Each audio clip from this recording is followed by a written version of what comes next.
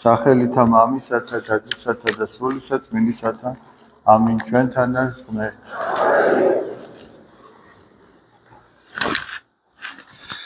დიდება და მადლობა ღმერთს დღევანდელი წირვისათვის. ჩვენ ცოტა აუძლიეთ.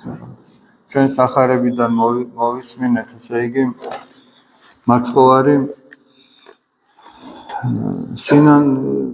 სიბრალულისკენ მოგვიწოდებს და მიტევებისკენ მოგვიწოდებს. ასეთი გავს გვიყვება, რომ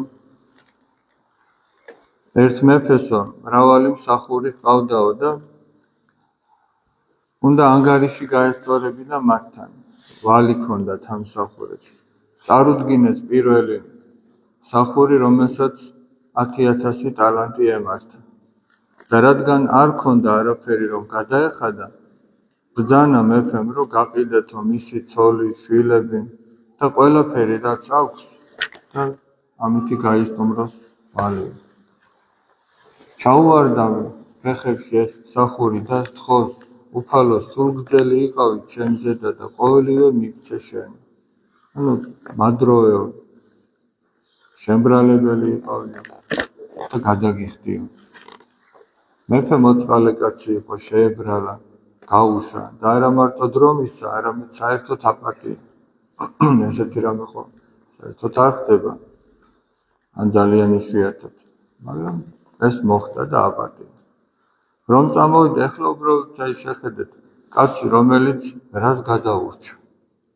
თავისი ცოლშვილის გაყიდვას და ყველაფერს რაც კი ჰქონდა, ყველაფრის გაყიდვას, ანუ გაუბედურებას გადაურჩა რომ ითქვა. და ესეთი კაცი სულ მინიმუმ მადლიერი ხო უნდა ყოფილიყო.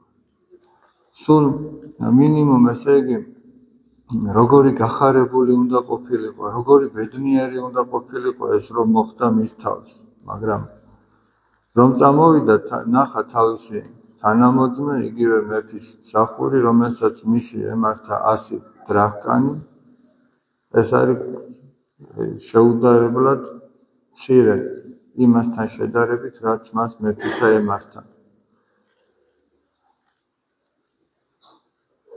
და ეს ამას თხოვს იმ ვალს, რომ გადაუხადოს, ყელში სწდება.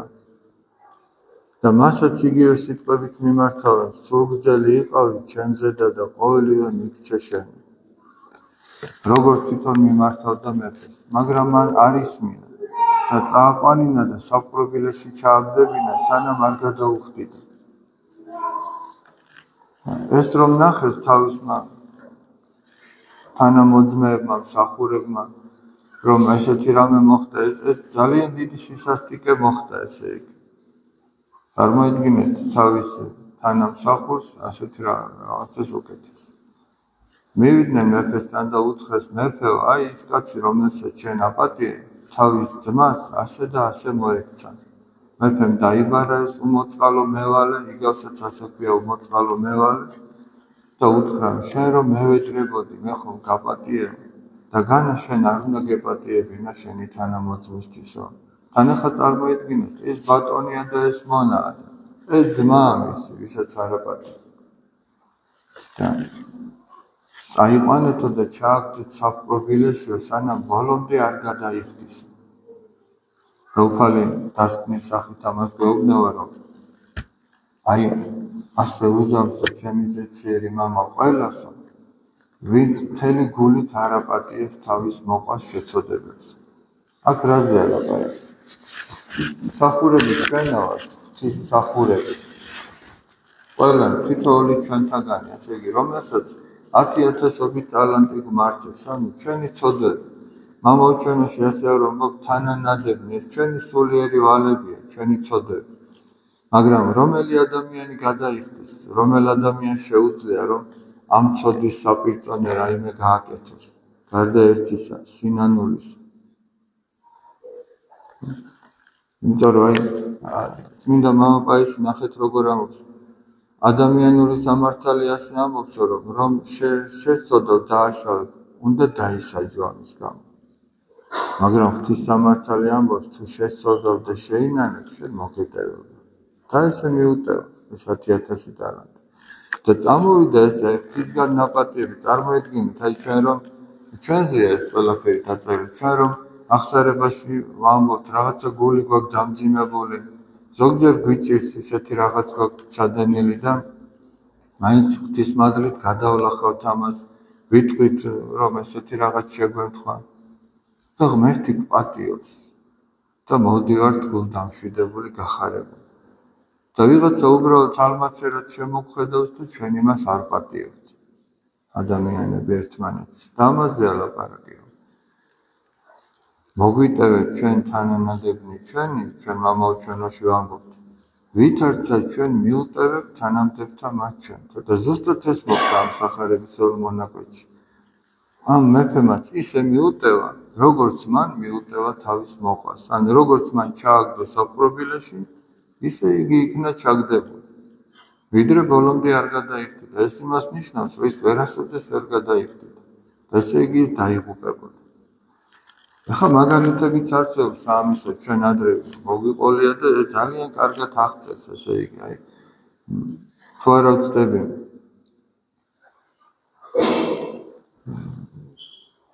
ძველ დროს არ ვიცი საუკუნე რომელი იყო.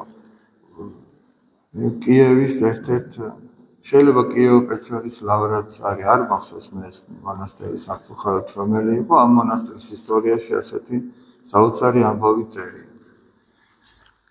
იყვნენ უამრავი ბერი ცხოვრობს, ახლა ისეც გაგიგონიათ ეს ლავრა, უამრავი ბერი ცხოვრობს, დიდგანვე, ძალიან დიდი ხანია. და იყო ორი ბერი, რომელიც ერთმანეთთან მართლა ღვიძლი ძმებივით იყვნენ, ესე უყვარდათ ერთმანეთი. მაგრამ ეშმაკმა მოახერხა, რომ მათ შორის რაღაცა განხეთქილება ჩამოეყო.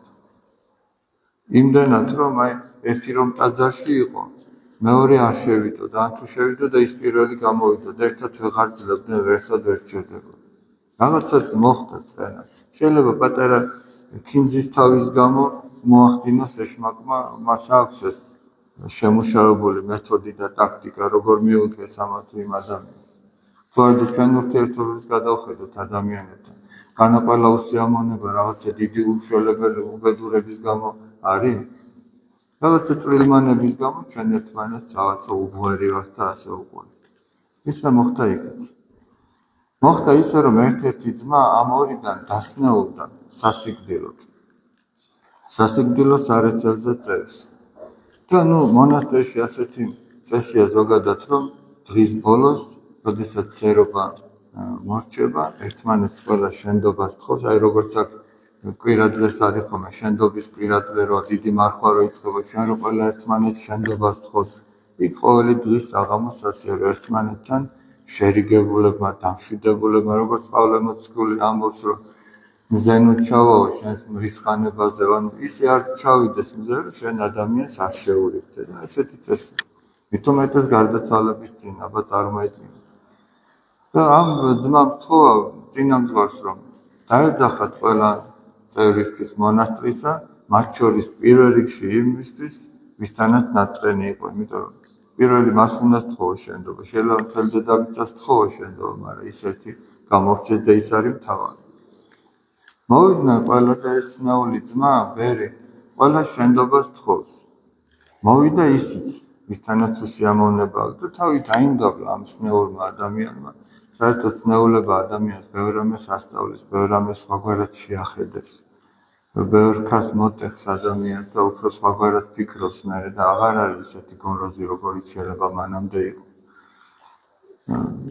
და მასაც შენდობას თხოვს. და ამ ჯანმრთელმა ძმამ თქვა, რომ უკუნისამდე არ ვაპატიებ. და მოხდა საოცრება. ის ვინც სნეული იყო, სრულიად ჯანმრთელი წამოდგა და ეს მეორე იმ წუთში გარდაიცვალა. ეს თქვა, რომ უკუნისამდე არ ვაპატიებ და იმ წუთში გარდაიცვალა. ეს არის ისტორია, ეს არის რეალობა. ეს არ არის რაღაცა მოთხრობა, რაღაც ის ნოველა თუ ეს არის რეალობა.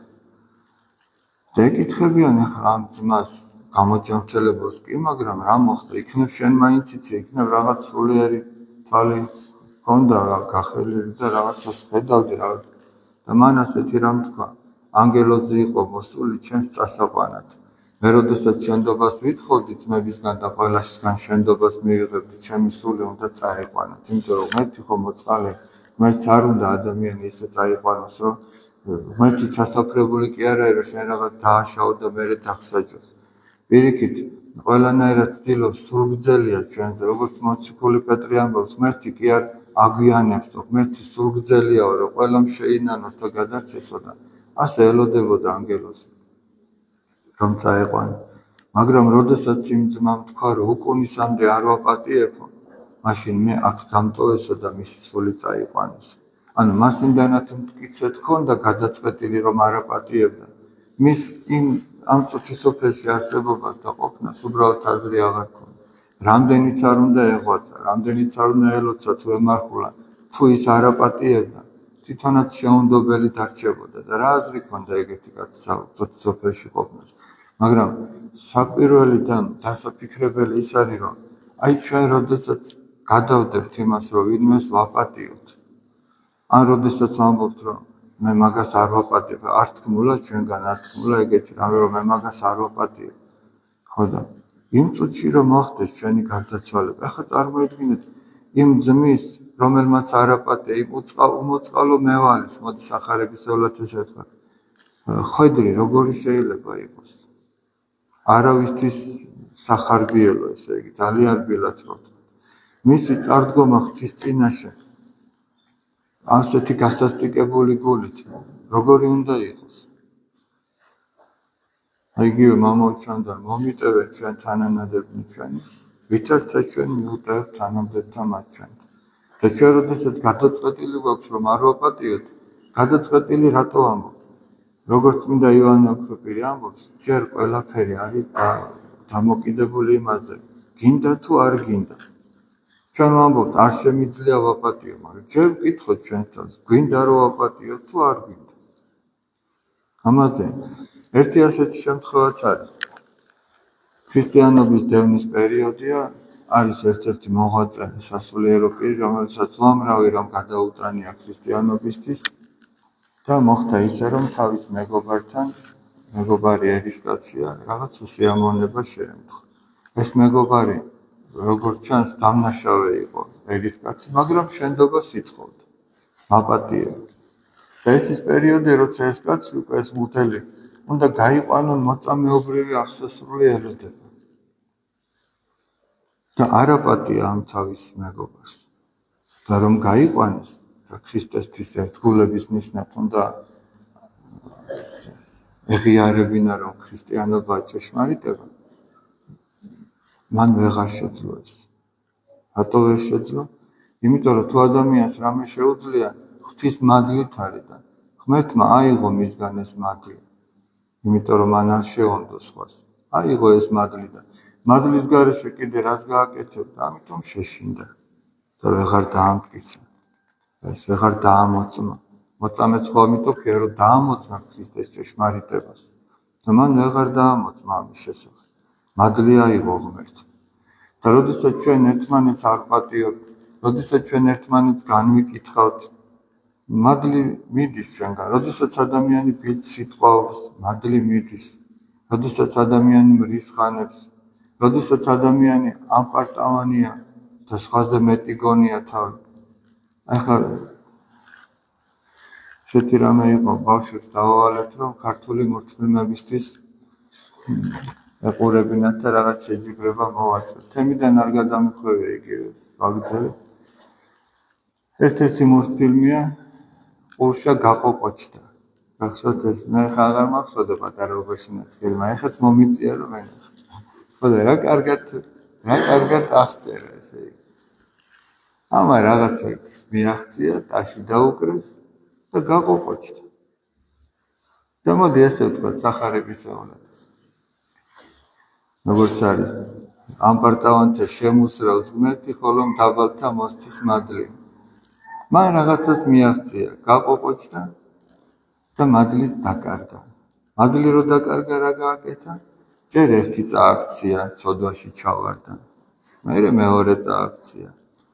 მაგრამ ამას არ ფიქრობდა. საბოლოო ჯამში, როდესაც შეიმუსრა ამპარტავანთა შემოსრავს ღმერთი, როდესაც მასაც გეხი წამოუდეს და დაენარცხა, მაშინ მიხვდა, რომ თურმე ესე არ ყოფილა. თავი დაიმდაბლა და მიეცა მას ისევ ეს მადლი, რომ წასულიყო და რაში გამოვლინდა ეს მადლი რო დაუბრუნდა. წავიდა და შენდობა ითხოვა. წამოაყენა, ხელი ჩამოართვა და ასე შემდეგ. აი ესე ადამიანი თავისით კი ვერაფერს ვერ აკეთებს. მაგრამ ზოგჯერ ღმერთი ადამიანს რაღაცას გააკეთებინებს, ჩვენი ხელით გააკეთებს ღმერთიდან, ჩვენ გავყოყოჩდებით ყურშასავით. მიცის რამდენი ყურშა დავდივართ ამ ქვეყანაზე. მე ღმერთი ხო მოწყალია, სადღაც ფეხს წამოგიდებს რაღაცა, წავიქცევით, მე თურმე ესე არ ყოფილა ჩვენ რო გვეგონა. მე ვფიქრობ, პატარებმა კი არა, დიდებმაც იმ ქართულ მორთულმებს გულდასმით უნდა უყუროთ ესე იგი. და ძალიან დიდი გულისწყურით და ბევრ რაღაცას აღმოვაჩენს ჩვენს თავზე. ეს მარტო გასართობი კი არ არის. ჩვენს თავს აღმოვაჩენთ იქ არა იშვიათად. შეიძლება ვისწავლოთ რაღაცა. თუ ამას ჩვენზე მივიღებთ. აი ძალიან მნიშვნელოვანი თბილისში პატარაობაში დავდიოდი ხოლმე ხანრომელ ტაძარში, ერთ-ერთ ტაძარში, სამების ტაძარში ერთ-ერთ ქადაგებას უსმენ. კითხულობს მოძღვარი, ძალიან საინტერესო რაღაცას კითხულობდა და თან მრევლს ეუბნებოდა, რომ ეხლაო თქვენ რამას რო ისმენთო, თუ ფიქრობთ, რომ ეს სხვაზეა, მეზობელზეა, მრევლის წევზეა, მეგობარზეა, თუ ოჯახის წევზეა, თქვენ აქედან ვერანაირ სარგებელს ვერ მიიღებთ. უნდა იფიქრო, რომ ეს შენზეა. ყველა ქადაგება უნდა იფიქრო, ეს ჩემზეა, ის მულტფილმი, ეს ჩემზეა, მე ვარ ის ყურშა, მე ვარ ის სხვა, რომელსაც შეეშალა. ჩვენ თუ იმას ვიფიქრო, მე ვარ ის კარგი, რომელიც არის იქ, ესე იგი ყველაზე დიდი ყურშა მაშინ ყოფილიყარ. მაგრამ ამას სჭირდება დაფიქრება, კეთილგონიერება სჭირდება. ახლა გვეჩვენება, მაგრამ აბა დავაკვირდეთ ჩვენ ცხოვრებაში. მაგრამ როდესაც კაცი თავს დაიმდაბლებს, როდესაც კაცი აღმოაჩენს, რომ მეც მეშლება რაღაც, მეც მინდა რომ აპატიო, მე იმასაც მივხვდები, რომ თუ ვინმეს რამე შეეშალა, ესე იგი მასაც მობიერად უნდა შეხედო და ესე მიუდგე. და მეორე კიდე ძალიან საინტერესო რამის ამბობს წმინდა პაისი ათონელი. ზოგჯერ სხვა ადამიანის ცოდის მიზეზი ჩვენა ვართ და ნახეთ რას ამბობს. აი მაგალითად ახლა მას ხო ძირითადად დედათა მონასტერთან ქონდა ხოლმე შეხება ამ დედებს სულიერად ასაზრდოებდა ესე რომ თქვა და ასეთ რამეს ეუბნება. დაუშვათ ერთმა დამ გაფუჭებული ზეთისხილი ჩადო რომელიღაც ტომარაში. ჩვენთან სხვარი ხო ვაშს რო გადაარჩია და კარგებს იქდა. დაუშვათ შენ ეუბნები რომ დედაო ეგ აღარ ჩადო მან. ერთხელ ეთქვი, შეიძლება ორჯერ უთხრა და ეშმაკი გატყობს, რომ შენ ამის გამო ღიზიანდები და სწორედ იმის გამო, რომ შენ ღიზიანდები და კიდევ უნდა უთხრა, აპირებ თუ კიდე ჩადო. ეშმაკი კიდევ დაავიწყებს მას და კიდევ ჩაადებინებს იქ და შენ უკვე ამაზე ფეთქდები და ის და კიდევ მწუხარებს, რომ კიდევ ესეთი რამე მომივიდა და ვერ ხვდება, რომ მისი ცოდის მიზეზი შენ ახარ. რატომ ხარ შენ? იმიტომ რომ შენ ეუბნები შვიდასჯერ.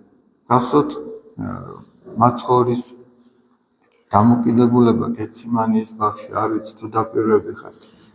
როდესაც პეტრე, იაკობი და იოანე წაიყვანა და ცოტა მოშორებით დატოვა, თვითონ წავიდა და ლოცულობდა, მანამდე პეტრემ ხული ხო ეუბნება, რომ უფალო, მე შენთან ერთად სიკვდილზეც კი წამოვალ და როდესაც ლოცვიდან დაბრუნდა, რა მდგომარეობაში ნახა ისინი? მძინარე და პეტრეო, გძინავ, თუ 1 საათიც ვერ გაძელი, თუ ჩემთან ერთად ფხიზლად იყავითო და ილოცეთო, რადგანო სული გულმოდგინეაო და ხორცი უძლურო და ილოცეთო, რომ განსაცდელში არ შეხვიდეთო და წავიდა ყვალად მეორეჯერ ილოცა და დაბრუნდა და ისევ მძინარენი ნახა, მაგრამ აღარაფერი უთქვამს ამ ძილის გამო. გესმით აი რაზე ალაპარაკი? ერთხელ ხო უთხრა, მეორეჯერ აღარ ეუბნება. და ეს ჩვენთვისაც სამაგალითოა.